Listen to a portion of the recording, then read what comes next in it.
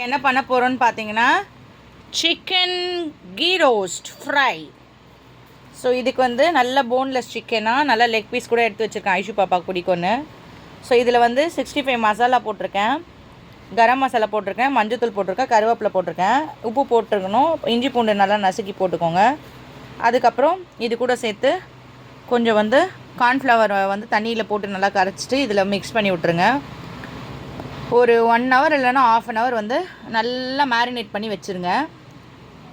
அதுக்கப்புறம் நம்ம வந்து எடுத்து எண்ணெய் கொஞ்சம் கீ கொஞ்சம் போட்டு வறுத்து எடுத்துட்டோம்னா உங்களுக்கு கீ ரோஸ்ட் வரும். நான் அதுக்கப்புறம் காக்கிறேன், ஒரு 1 ஹவர் கழித்து நம்ம பார்க்கலாம்.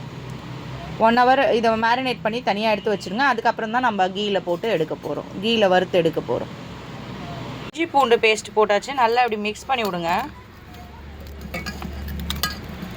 பீஸ் லெக் பீஸ் ஐஷு பாப்பா ஃபேவரட். நான் கார்ன்ஃப்ளவர் ஆல்ரெடி தண்ணியில் கரைச்சி வச்சுருக்கேன். கொஞ்சம்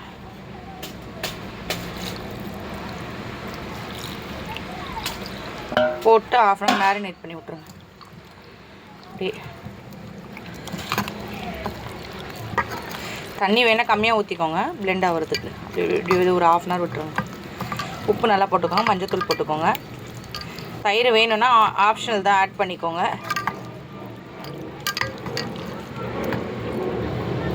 பாருங்கள் மசாலா அப்படியே ஒட்டியிருக்கு பாருங்கள். இது ஒரு 1 ஹவர் விட்டுருங்க அப்படியே. அதுக்கப்புறமா தான் நம்ம கீயில் வறுத்து எடுக்க போகிறோம்.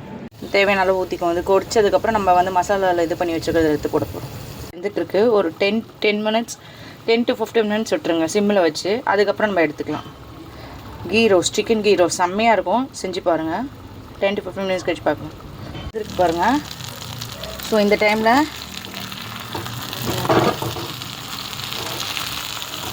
கீ எல்லாம் மேலே வந்துருக்கு. அதான் ஸோ இப்படி எடுத்துகிட்டு நல்லா வெந்துட்டு கறி.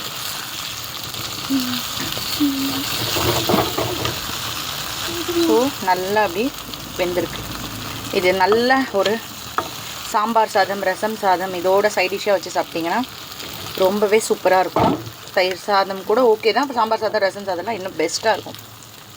ஸோ ட்ரை பண்ணி பார்த்துட்டு எனக்கு கமெண்ட் செக்ஷனில் கமெண்ட் பண்ணி இறக்கும்போது கொஞ்சம் கொத்தமல்லி போட்டு இறக்கிடுங்க. That's all. தேங்க்யூ.